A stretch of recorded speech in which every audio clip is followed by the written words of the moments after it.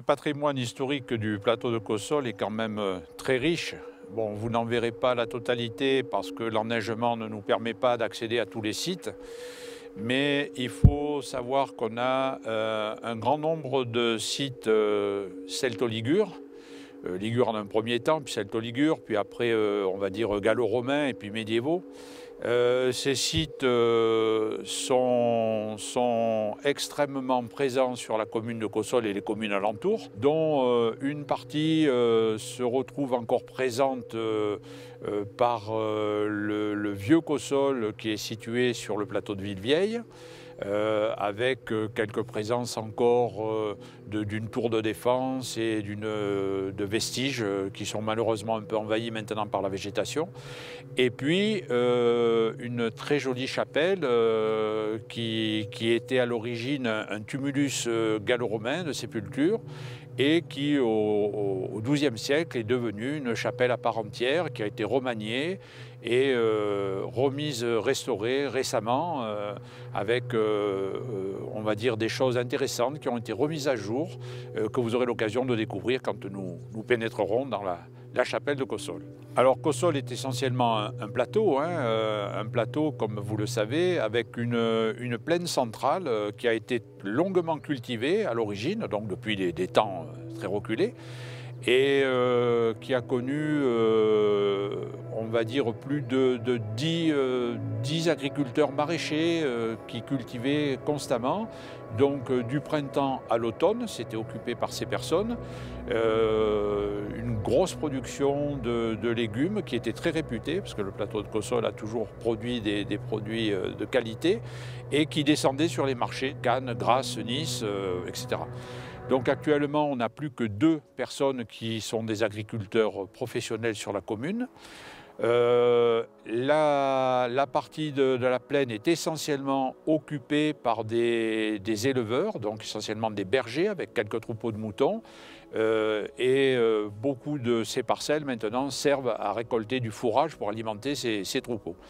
Le reste du plateau, c'est essentiellement un relief karstique, un relief aussi le grand plateau un peu comme les grandes cosses, avec énormément d'avins, énormément de failles, énormément de reliefs de type karstique, etc.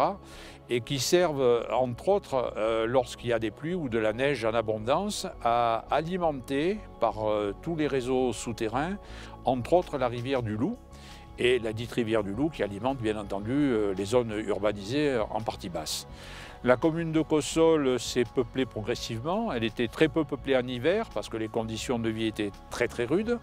Elle a été peuplée, comme je l'ai dit, fortement dans la période médiévale. On parlait de feux, pour dire il y avait tant de feux, c'était un nombre d'habitations, de familles.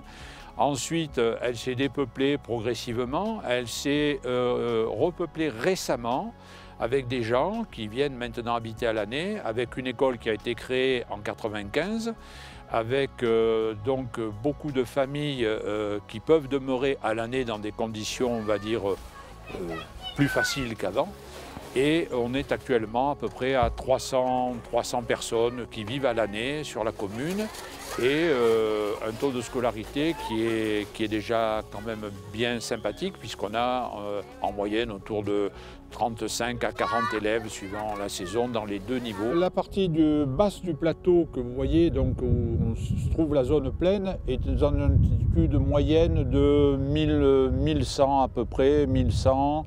Et on monte sur la partie un petit peu plus haute, autour de 1200, 1250, etc. Le point le plus haut de la commune de Cossol se situe au sommet de Calerne, que vous avez de l'autre côté, qui est à 1456, à peu près, mètres d'altitude. Et on a quand même une différence thermique énorme entre la partie haute du plateau, donc le plateau de Calerne, et la partie basse. On a des écarts de température qui peuvent aller jusqu'à, on va dire, 8 à 10 degrés. Les températures en zone de plaine sont descendues jusqu'à -27 mesurées effectivement. On avait des températures moyennes sur l'ensemble du plateau qui sont descendues pendant quelques jours aux alentours de -15 en moyenne. On a habituellement des températures de l'ordre de -8, -10 au lever du jour, mais les -27 ont été constatés effectivement avec, comme vous l'imaginez, des conséquences sur les habitants et l'approvisionnement en eau quelquefois qui est devenu difficile. Alors là vous avez sur le plateau de Calerne une zone qui est très importante puisqu'elle représente 1822 hectares, qui est classée Natura 2000, qui appartient aux communes de Sipierre et de Cossol.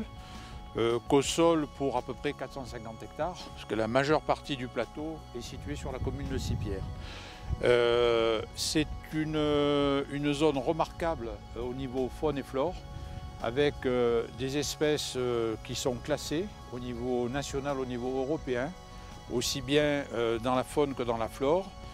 Malheureusement, cette zone subit une pression un peu excessive de la part d'un public pas toujours respectueux et on essaie d'éduquer, d'informer le plus possible de façon à ce que ce soit mieux respecté pour préserver ce patrimoine qui est quand même, je le répète, exceptionnel, déjà localement et je dirais nationalement et au niveau européen.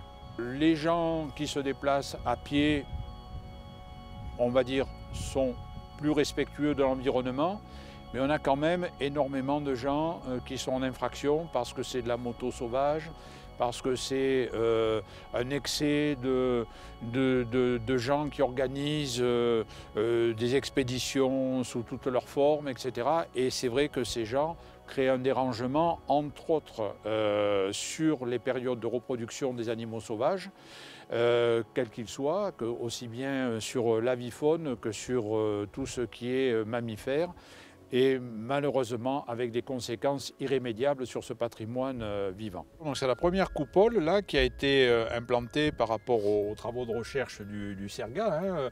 Alors le CERGA à l'origine, si ma mémoire ne me trahit pas, c'est le centre d'exploration de recherche astrale et géodésique. Parce que non seulement il y a des études qui sont faites par rapport au ciel, bien entendu, mais il y a des études qui ont été faites aussi en sous-sol sur le plateau, avec des capteurs sismiques, avec une recherche de tout le réseau dont on parlait tout à l'heure, qui est très important, le réseau hydrologique, hein, et qui permet, par rapport à ce relief dont on parlait, ce relief karstique, ce relief de faille, qui permet la pénétration des eaux de pluie ou de neige lors de la fonte, et qui alimente une grande partie non seulement des sources qui desservent le plateau et qui nous donnent de l'eau pour les habitants, mais qui en même temps vont pour la majeure partie dans la rivière le Loup et qui alimentent, comme on l'a dit tout à l'heure, des zones urbaines. Donc là, vous êtes sur la chapelle de la commune de Cossol. Voilà, donc cette chapelle, elle a été finalisée dans sa conception historique au XIIe siècle, et puis elle a été petit à petit remaniée et réhabilitée récemment grâce aux associations locales, hein, à des gens de la commune de Cossol qui se sont investis sur des associations du patrimoine, la mairie et les diverses municipalités qui ont contribué aussi à ce qu'elle soit réhabilitée, rénovée et qu'elle garde ce cachet qui est ce cachet bien historique et bien ancré dans le cœur de tous les Kossolois. L'auberge communale dans laquelle nous sommes a toujours existé, hein, puisque ça a été, on va dire, des relais de poste. Et puis, ce bâtiment, qui n'était pas dans les dimensions actuelles, c'est un bâtiment ancien, comme on l'a dit, et servait à la fois d'auberge communale, servait de four à pain communal et servait aussi de mairie. Il faut savoir que la mairie était dans une chambre à l'étage et que, même gamin, moi j'ai eu le plaisir de connaître cette ambiance un petit peu à l'ancienne avec le poêle, la photo du poilu de Verdun, etc. Donc, à l'initiative de notre maire, Gilbert Hugues, a été entrepris il y a quelques années en arrière un travail de rénovation, de réhabilitation, où tout a été repris de façon à sécuriser le bâtiment, à le moderniser tout en gardant cet aspect auquel nous tenions au niveau communal, un peu traditionnel, avec tout l'historique qui s'y rattache et l'aspect sentimental aussi, et qui est très cher aux Kosovois. Donc on est arrivé suite à un appel à candidature de la mairie.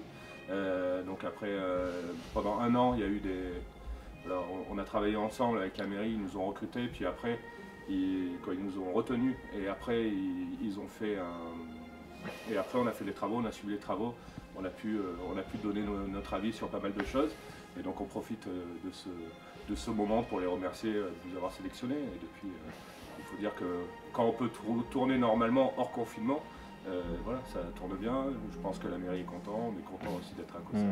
On a un bon soutien de leur part, donc c'est très important. Nous avons une cuisine un peu familiale, mais tournée un peu sur la modernité. Donc vous retrouverez des plats comme des terrines fermières maison, l'adobe, des choses comme ça. Mais nous utilisons surtout une cuisine du marché. Donc la carte est appelée à changer assez régulièrement, voire tous les jours, avec des plats qui reviennent un petit peu suivant les saisons. Sur le confinement, on fait beaucoup de choses, on essaie de dynamiser, de se renouveler, et notre clientèle qu'on s'est fait au fur et à mesure des deux dernières années, on va dire, elle nous suit et elle nous soutient beaucoup. Elle nous soutient beaucoup. Dès que, au premier confinement, quand on a fait la vente le lendemain, le dimanche, on est arrivé, on a vendu tous les produits qui restaient dans nos frigos, tout le village est venu nous chercher, nous soutenir. Donc c'est vrai qu'on a une belle clientèle et avec une belle entraide avec les gens de Kossol et des alentours aussi. C'est une petite commune qui a une forte tradition, comme je vous l'ai expliqué, hein, depuis plusieurs millénaires. Mais c'est une tradition agro-pastorale essentiellement, mais qui s'est modernisée tout en gardant le cachet, on va dire, le cachet paysager, la qualité de vie.